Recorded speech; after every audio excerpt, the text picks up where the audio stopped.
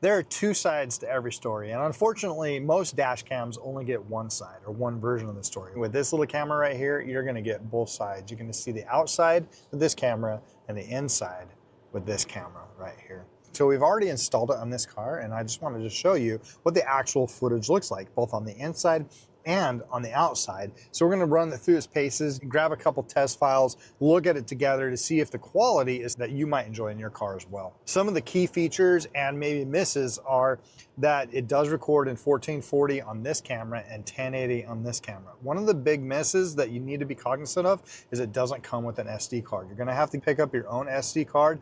So make sure you grab one of these, and then all of your settings, which is kind of cool, is on your app. And we'll run through the app together so you can kind of get an overview of what it looks like and all that stuff. But first, let's get some footage to see if these cameras do a good enough job that makes it worth it for you to mess around with the other settings. Here's a couple things that you need to know about this particular dash cam that's pretty cool.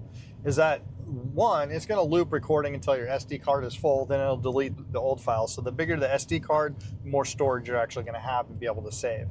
Two is it has a vent. So if all of a sudden you slam on your brakes, it's gonna automatically save that as an event that's saying, hey, something just happened. Something jostled, your speed suddenly stopped, or your speed suddenly increased. The dash cam is gonna pick up on that, and the app is gonna save that as an event, basically locking that file so that it can't be deleted. And if you get enough of those, we'll start to purge them, and it's about 20% of your storage card. It's gonna save about 20% of your storage card. So that's kind of cool. The other thing that you can do is you can reach up here and press this button right on the side. So if you can see that, there's a side button. So let's say that you're just driving along and you see something that's really cool, or you want to capture the last 3 minutes of the footage. Well, you can come up here and manually press that button.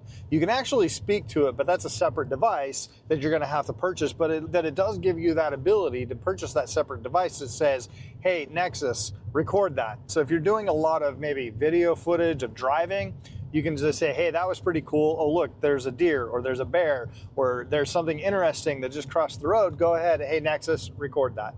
That is a separate little module that you'd have to purchase, but it does give you the ability to do that. So if you wanted to stack that, you can. So there's a lot of advantages with this little Nexus dash cam. But none of that matters if the video is not clear. So some sample footage of the daytime driving, and then also some nighttime driving. What you're seeing here is this nighttime. You know, I kind of like it, the decent footage. It says it's infrared night vision. To me, it seems clear enough for me. This also has kind of sentry mode, if you will, or parking, where if you park the car and you go into the grocery store and somebody hits you, and it'll create that event or record that event so that if it's a hit and run, which tends to happen a lot of grocery stores, it's going to pull that, and you're going to be able to see who did that, or at least be able to get an identification of maybe take it a little step further if you wanted to. All right, we just got done taking a look at the footage. Now let's take a look at the app.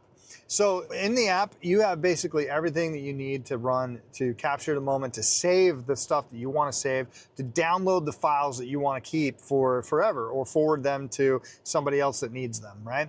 You can record right here. You can look at the gallery of the SD card folder that's on there, or the files that you've actually saved, or take a look at the mobile files. Now we have a few that are saved here. We have normal video. Here's our event videos that should be pulled in. So here's on the SD card what we have that's happening on the SD card. And you can see that we have 48 normal videos, because that's what loops. And then we have a couple event videos. Remember when we slammed on our brakes? Well, that's where that event video is stored. And you can go into parking surveillance video, and then you can just take some snapshots. But this is where all your videos get saved on the SD card.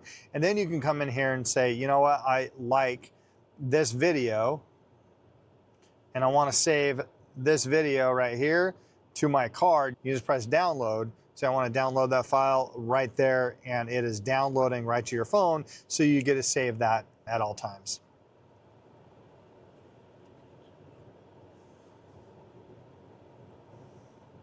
Once you get them downloaded, you can take a look here in the mobile folder, and then that's where they're going to be all saved. The last thing I'm going to do is take you on the tour of the settings here. Now there is one setting that I do like, and I will recommend, and it's basically the only setting that I really come into, is go into system setup.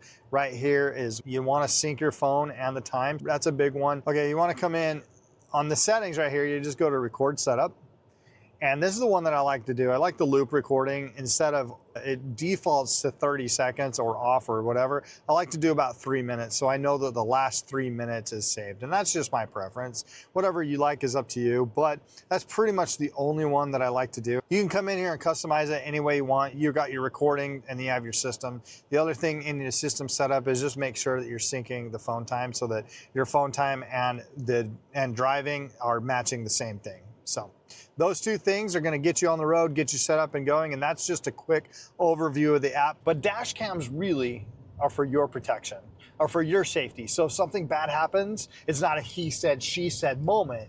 It's a this is what actually happened. And quite honestly, having a dash cam in today's world is very important because I want to have that peace of mind to know that was I really speeding? Did I stop at that stoplight? Or who hit who? And if those questions are immediately answered just by pulling up the footage, well, that can save a lot of heartache, time, and stress. And to me, that's a win in my book.